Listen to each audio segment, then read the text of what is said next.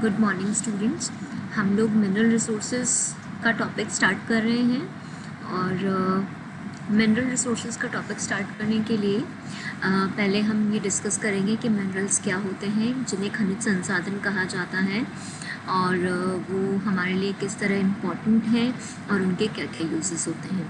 तो खनिज संसाधन या जिसे मिनरल्स कहा जाता है, तो मिनरल्स जो हैं बेसिकली मिनरल एक ऐसे एलिमेंट हैं जो अर्थ के सरफेस पे और बीनीथ अर्थ सरफेस भी मिलते हैं और इनकी अपनी केमिकल और फिज़िकल प्रॉपर्टी है और इनके सर्टेन यूजेस होते हैं। ठीक है, तो इनको मिनरल्स कहा जाता है। मिनरल जो हैं वो उनका खुद की एक केमिकल प्रॉपर्टी होती है, फिक्स्ड केमिकल प्रॉपर्टी होती है, जिसकी वजह से उनके जो यूजेस होते हैं वो हमारे लिए उपयोगी होते हैं। और ये जो मिनरल्स होते हैं वो नेचुरल होते हैं और कुछ आर्टिफिशियल मिनरल्स हैं। मतलब मिनरल का हमेशा जो मेन कंटेंट होगा वो हमेशा नेचुरल होगा, उसमें कुछ ना कुछ आर्टिफिशियल डेवलप किया जाता है, तो वो आर्टिफिशियल मिनरल्स कहलाते हैं। और मिनरल जो हैं आपके मिनरल या खनिज संसाधन जो हैं वो हमारी डेली लाइफ को अफेक्ट करते हैं, हमारी रोज़ की ज़िंदगी को प्रभावित करते हैं। जैसे कि आप कोई टेबल यूज़ कर रहे हैं या आप कोई चेयर यूज़ कर रहे हैं, आप किचन में कोई यूटेंसिल्स यूज़ कर रहे हैं, आप गैस यूज़ कर रहे हैं, आप कुछ भी यूज़ कर रहे हैं, आप even if you are using pen और if you are using bottle, कुछ भी जो आप यूज़ कर रहे हैं आपके डेली रूटीन की लाइफ में, तो कहीं ना कहीं उसमें आप मिनरल्स का यूज़ कर रहे हैं, मिनरल को कंज्यूम कर रहे हैं। हमारी डेली की जो लाइफ है, डेली रूटीन लाइफ है, हम उनमें मिनरल्स का इस्तेमाल किया करते हैं, क्योंकि बिना मिनरल्स के या बिना खनिज संसाधनों के हमारी डेली रूटीन जो लाइफ है उसको इमेजिन करना अब पॉसिबल नहीं है। सो मिनरल्स के कुछ फैक्ट्स हैं कि minerals are essential for growth of human being. आपको पता है मानव के विकास के लिए मिनरल्स का यूज़ इम्पॉर्टेंट है। और जो ह्यूमन सिविलाइजेशन की हिस्ट्री है या मानव विकास की या मानव सभ्यता की जो हिस्ट्री है उसमें हमेशा से ही मिनरल्स जो है वो मानव के लिए इम्पॉर्टेंट बताए गए हैं। और वर्ल्ड का जो डेवलपमेंट है उसको इमेजिन नहीं किया जा सकता मिनरल रिसोर्सेज के बिना। और जो आज की सभ्यता है जिसे मिनरल सिविलाइजेशन भी कहा जा सकता है या खनिज की सभ्यता जिसे कहा जा सकता है। और काफ़ी सारे वेज़ हैं जिनके वजह से हम देख सकते हैं कि मिनरल्स का इम्पैक्ट जो है वो हमारी रूटीन लाइफ में कितना ज़्यादा है और हमारे डेवलपमेंट में मिनरल्स का इम्पैक्ट जो है वो बहुत ज़्यादा है। चाहे वो इकोनॉमिक डेवलपमेंट हो, चाहे वो आपका अर्बनाइजेशन हो, चाहे वो कुछ भी हो, लेकिन उसके डेवलपमेंट में आपको मिनरल्स का इम्पैक्ट देखने को मिलता है। अब जो मिनरल्स के यूजेस हैं, मिनरल के यूजेस आप बहुत ज़्यादा एलेबोरेट कर सकते हो, लेकिन हम बहुत ज़्यादा एलेबोरेट नहीं करेंगे। जो मिनरल्स के यूजेस हैं वो इंडस्ट्रियल प्लांट्स में सबसे ज़्यादा यूज़ किए जाते हैं या औद्योगिक क्षेत्र में सबसे ज़्यादा यूज़ किया जाता है। और कोल, लिग्नाइट, यूरेनियम, इनका जो प्रयोग है वो एनर्जी को जनरेट करने में किया जाता है। जो भी कंस्ट्रक्शन होगा वो कभी आयरन और स्टील के बिना नहीं हो सकता, तो कंस्ट्रक्शन में मिनरल मस्ट है। फिर वो चाहे कंस्ट्रक्शन किसी भी चीज़ का हो, चाहे वो रोडवे का हो, चाहे रेलवे हो, चाहे बिल्डिंग कंस्ट्रक्शन हो, कुछ भी हो, हाउसिंग, सेटलमेंट, ये मिनरल्स के बिना डेवलप नहीं हो सकते। एंड डिफेंस इक्विपमेंट, वेपन्स और आर्मामेंट्स, ये जो हैं ये आपके सेना से संबंधित जो भी आपके उपकरण होते हैं या जो औजार होते हैं, वेपन्स होते हैं, उनके लिए भी मिनरल्स का होना या मिनरल्स का यूजेस हमारे लिए इम्पोर्टेंट है। सो जब आप मिनरल्स कर रहे हैं, खनिज संसाधन कर रहे हैं, तो ये आपका एक बेसिक यूज़ है। बाकी हर मिनरल का एक अलग अलग यूज़ होता है हमारी लाइफ में। ये आप देख सकते हो कि जैसे कॉपर है, ग्रेफाइट है, पोटाश है, गोल्ड है, लेड है, ठीक है। और इसके अलावा आप आयरन है, आयरन कैसा दिखता है, स्टील कैसा दिखता है, ठीक है, एल्यूमिनियम कैसा दिखता है, ठीक है, ये भी आप गूगल पर देख सकते हैं कि कैसा ये मिनरल्स दिखते हैं। और क्या होता है, और होता है एक कॉम्बिनेशन है मिनरल्स का या रॉक का, जिसमें से एक्सट्रैक्ट करते हैं हम, जिस भी मिनरल को एक्सट्रैक्ट करते हैं उसे उसका ओर कहा जाता है या अयस्क कहा जाता है। अब मिनरल जो है वो इनऑर्गेनिक मटेरियल होता है, ऑर्गेनिक मटेरियल नहीं होता है, जिसकी अपनी केमिकल कंपोजिशन होती है या एक रासायनिक जो तत्व होते हैं उसमें वो फिक्स्ड होते हैं, जो उस मिनरल को उसकी इम्पोर्टेंस जो है या फिर उसका यूज़ जो है वो रिफ्लेक्ट होता है केमिकल कंपोजिशन से। और जो मिनरोलॉजिस्ट हैं उन्होंने 1600 मिनरल्स से भी ज़्यादा मिनरल्स अभी तक रिकग्नाइज़ किए हैं या बताए गए हैं। तो मिनरल्स जो हैं उनको दो भागों में बांटा गया है broadly. First is metallic and the second one is non metallic. तो मेटलिक मिनरल्स और नॉन मेटलिक मिनरल्स दो कैटेगरी है आपकी, जिसमें हम फर्स्ट मेटलिक मिनरल्स की बात करेंगे। मेटलिक मिनरल्स होते हैं जिनमें मेटल होता है। Ferrous one of its part, जिसमें आयरन होता है इटसेल्फ, और फेरो अलॉयज़ हैं जैसे कि मैग्नीज, टंगस्टन, कोबाल्ट, निकल, टाइटेनियम, और ये डिफरेंट स्टील बनाने के लिए यूज़ किए जाते हैं। नॉन फेरस, जिसमें फेरस नहीं होता है, aluminium, copper, lead, tin, thorium, uranium, zinc etcetera. और फिर आते हैं आपके कुछ प्रीशियस मेटल्स। तो ये आपके मेटलिक मिनरल्स हैं। नॉन मेटलिक में आते हैं आपके मिनरल फ्यूल्स। मिनरल फ्यूल्स मतलब कोल, पेट्रोलियम, नेचुरल गैस, इनको मिनरल फ्यूल्स कहते हैं। फिर आपका आता है मिनरल फर्टिलाइज़र्स, जिसमें नाइट्रेट, फॉस्फेट, पोटाश, जो मिनरल्स फर्टिलाइजिंग उनमें क्वालिटी होती है, जो हम लोग सॉइल के फर्टिलिटी को इंक्रीज़ करने के लिए यूज़ करते हैं। फिर आपके आते हैं जेम स्टोन्स। जितने भी आपके स्टोन्स होते हैं, प्रीशियस स्टोन्स होते हैं, जैसे एमरल्ड हो गया, रूबी हो गया, डायमंड हो गया, ये सभी जेम स्टोन्स आते हैं, जेम स्टोन्स में आते हैं। नेक्स्ट आपका आता है अर्थ मटेरियल, जैसे कि जिप्सम हो गया, सॉल्ट हो गया, माइका, टाल्क, आपका क्ले, ग्रेवल, सैंड एक्सेट्रा, ये आपके अर्थ मटेरियल्स में आते हैं, जो इटसेल्फ क्या है, मिनरल्स है। तो ये आपके मिनरल्स की कैटेगरी है।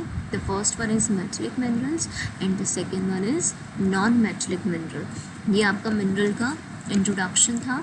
मिनरल्स क्या होते हैं, उनके क्या क्या यूजेस हैं और क्या होता है, मिनरल्स की कैटेगरी कौन कौन सी होती हैं, जैसे मेटलिक और नॉन मेटलिक। नाउ हम आपके सिलेबस में ये डिफ़ाइन नहीं किया हुआ है कि हम कौन कौन से मिनरल्स को कवर करेंगे। आपके सिलेबस में सिर्फ मिनरल्स दे रखा है और मिनरल फ्यूल्स दे रखे हैं। तो हम क्या करेंगे, हम इम्पॉर्टेंट मिनरल्स को कवर करेंगे। जैसे मैं आपको बताऊं, आयरन और इम्पॉर्टेंट है, कॉपर इम्पॉर्टेंट है, एल्यूमिनियम इम्पॉर्टेंट है। तो हम छोटे जो आपके मिनरल्स हैं उनको नहीं करेंगे, जो आपके मेजर बड़े मिनरल्स हैं उनको कवर करेंगे। और मिनरल्स का डिस्ट्रीब्यूशन पे आपको स्पेशली फोकस करना है, क्योंकि मिनरल्स का डिस्ट्रीब्यूशन जो है वो आपके मैपिंग में और आपके MCQs के लिए बहुत इम्पॉर्टेंट है। एंड वन मोर थिंग, आपको जब भी आपको मिनरल स्टार्ट कर रहे हैं तो मिनरल क्या है, उसके क्या यूजेस हैं, वो कहाँ कहाँ पर मिलता है, और उसके लीडिंग प्रोड्यूसर्स कौन कौन से हैं, या वर्ल्ड वाइड उसके आप मान सकते हो कि 5 लीडिंग प्रोड्यूसर्स आपको पता होना चाहिए। जैसे आयरन ओर है तो आयरन ओर के 5 वर्ल्ड में टॉप मोस्ट लीडिंग प्रोड्यूसर्स कौन कौन से हैं। उसके बाद उसका डिस्ट्रीब्यूशन के वर्ल्ड वाइड आपका, जैसे आयरन ओर है या जैसे लो अयस्क कहते हैं, तो वह कहाँ कहाँ पाया जाता है, कौन कौन सी कंट्रीज़ में पाया जाता है। इसका एक पैटर्न होता है करने का। जैसे आप आयरन ओर कर रहे हैं, तो आयरन ओर जब आप कर रहे हैं तो पहले आपने उसके यूजेस देख लिए। और यूजेस देखने के बाद जब आप उसके लीडिंग प्रोड्यूसर्स कर चुके हैं या प्रमुख उत्पादक देश कर चुके हैं, उसके बाद आपको क्या करना है, उसके बाद आपको डिस्ट्रीब्यूशन करना है या वितरण करना है। तो वितरण के लिए ये आवश्यक है कि आप हर कॉन्टिनेंट में से जिस जिस जगह वो पाया जाता है उसको डिक्टेट करें, उसको मार्क करें। जैसे पहले एक कॉन्टिनेंट कवर करें, जैसे एशिया कवर कर लिया, एशिया में जहाँ जहाँ पाया जाता है उसको मार्क कर लिया। Then after North America, South America, जहाँ पर भी मिलता है तो उसको कॉन्टिनेंट वाइज अगर आप कंट्री करेंगे तो that would be easier for you and convenient for you. So the first one is iron ore. Iron ore जो है वो आपका एक टफ़ मिनरल है, या फिर आप कह सकते हो कि आयरन ओर जो है वो टफ़ रॉक्स में मिलता है, जिससे आयरन एक्सट्रैक्ट किया जाता है। और आयरन जो है मैग्नेटाइट के फॉर्म में, हेमेटाइट के फॉर्म में, लिमोनाइट, सिडराइट और जियोथाइट के फॉर्म में अवेलेबल होता है। और आप देख सकते हो कि इनमें मैग्नेटाइट में कितना, ये आपके मैग्नेटाइट जो है उसमें 72.4% आयरन होता है, हेमेटाइट में 70% आयरन होता है, लिमोनाइट में 60%, सिडराइट में 48% और जियोथाइट में 62.9% आयरन होता है। जो आपके अर्थ का क्रस्ट बना हुआ है, वो क्रस्ट जो है उसमें 5% क्या है, आयरन है। जबकि जो पूरा अर्थ है या आपकी पूरी जो पृथ्वी है उसमें 35% आयरन का कंपोजिशन है। 98% जो आयरन और एक्सट्रैक्ट किया जाता है वर्ल्ड वाइड, उससे क्या बनाया जाता है, स्टील बनाया जाता है। यानी स्टील बनाने के लिए सबसे ज़्यादा आयरन और एक्सट्रैक्ट किया जाता है और इसकी इम्पोर्टेंट बहुत ज़्यादा है। There is a slogan more integral to the global economy than any other commodity except perhaps oil. So इसकी एक्सप्लेनेशन देती हूँ मैं आपको कि जो आयरन ओर है, आयरन ओर आपकी सिविलाइजेशन के लिए इतना इम्पॉर्टेंट है, आपकी डेवलपमेंट के लिए इतना इम्पॉर्टेंट है कि शायद सिर्फ ऑयल ही इसको कम्पीट कर सकता है या कंपैटिबिलिटी ऑयल के बराबर है। बाकी कोई और मिनरल जो है वो आयरन ओर से ज़्यादा इम्पॉर्टेंट नहीं है। ठीक है, तो फिर इसके लीडिंग प्रोड्यूसर्स हैं कि China, Australia, Brazil, India and Russia. These are the leading producers of iron ore, and it is in the first one is China. China is producing the most iron ore in the world. Then Australia, Brazil, India and Russia. Now see, आपकी books में या फिर आपके Google पर ये जो sequence है producers का, ये अलग हो सकता है, डिफरेंशिएट कर सकता है, बट ये जो आपका मैंने सीक्वेंस लिया है, ये सीक्वेंस जो है वो किसी मैंने आपके वर्थ ट्रस्ट या आप कह सकते हो कि रिलायबल रिसोर्स के थ्रू मैंने ये लिया है।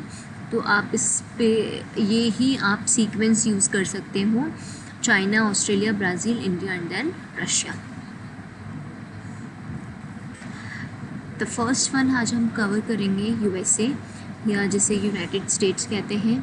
तो वो यूनाइटेड स्टेट्स में जो आयरन ओर का प्रोडक्शन है वो भी काफ़ी ज़्यादा मात्रा पे किया जाता है, और ये पहले से अब काफ़ी डिक्रीज़ हो गया है क्योंकि चाइना ने इसको बहुत बड़ा कंपटीशन दिया है। और लेक सुपीरियर रीजन जैसे कि मिनेसोटा हो गया, मिसाबी हो गया, वर्मिलियन हो गया और कुयाना हो गया, मिनोमिनी हो गया, विस्कॉन्सिन हो गया, ये लेक सुपीरियर रीजन में आपका ये रीजन्स आते हैं। ऑलराइट, सेकेंड आपका आता है साउथ ईस्ट रीजन, जिसमें अल्बामा, टेनेसी और आपका आता है जॉर्जिया। ये रहा अल्बामा, टेनेसी एंड जॉर्जिया, ये रीजन आपका आता है सेकेंड रीजन में। And the third one is western region, जिसमें आपका आता है मिसौरी से लेकर के पैसिफिक कोस्ट तक का रीजन जो आता है आपका, ये रीजन ऐसे इस सीक्वेंस में, तो ये इसको वेस्टर्न रीजन कहा जाता है। And the fourth one is north east region, this is the region north east region. Alright, ये आपका मिनेसोटा, ये ग्रेट 5 लेक्स हैं। The first one Lake Superior region के पास में जो है मिनेसोटा, विस्कॉन्सिन, आपका ये जो रीजन है, ये रीजन ये आपका आ गया Lake Superior region. Second one is south east region, जिसे दक्षिणी पूर्वी क्षेत्र कहा जाएगा, जिसमें अल्बामा, आपका टेनेसी, जॉर्जिया आ गया। वेस्टर्न रीजन में मिसौरी से लेकर के पैसिफिक तक का coast. And the fourth one is north east region. ये मैप आप देख सकते हो, ये यूएसए का मैप है। आप यूएसए की जगह सिर्फ नॉर्थ अमेरिका का मैप बना करके भी इसमें मार्क कर सकते हो मिनरल्स को। और मैंने आपको बताया था कि 1950s तक यूनाइटेड स्टेट्स वर्ल्ड का लार्जेस्ट प्रोड्यूसर था, और जो वर्ल्ड का 1/3 प्रोडक्शन करता था। और चाइना के साथ में कंपटीशन मिलने के बाद में इसका जो प्रोडक्शन है वो डिक्लाइन हो गया, और now it's just produce 1/10 of the world's total output, right. तो ये आपका यूएस का डिस्ट्रीब्यूशन था। हम कल इंडिया और बाकी कंट्रीज़ कवर करेंगे। Thank you.